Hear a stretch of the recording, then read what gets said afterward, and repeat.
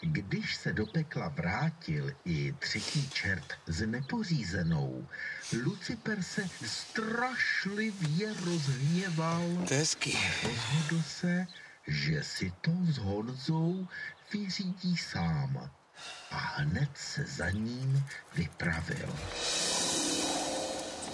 Vidíš to, co já, Honzo? Vidím, Honzo. Tak Dobrý pomalu, den. strejdo, pomalu. Tak kam razíme, strejdo? Dobrý, já bych totiž chtěl vědět, kudy se tady jede do pekla. Do pekla, kde by to peklo jako mělo být? Asi někde pod zemí, ne? Ne, tam já nebydlím. To je horní peklo u Sedlčan. Sedlčany jsou u Prahy, dětku. No a tam já bydlím. No tak budeme dejchat. Takže vy jste přijel ze Sedlčan u Prahy, Ano. tady Ano. na tom vehiklu. Ano. Tak se do toho opřete pořádně, jo? Podržte mi to.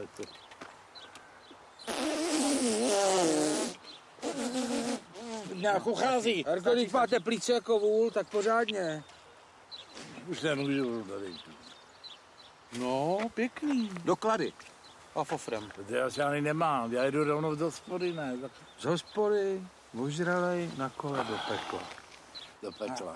Do horního pekla. U Sedlčan. Víte, co je tohle? No to já právě nevím, co tam je. To jsou hory. A za nima je Polsko.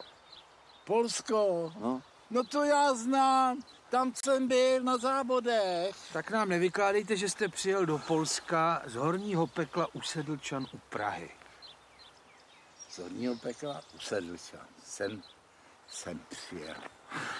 Hele, že to nějaká bouda, víte, kuci. Já si myslím, že vy nejste opravdoví policajti.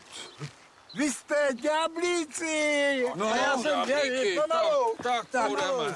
Malinko, mě to neslouží. No, to stačí. Nohy.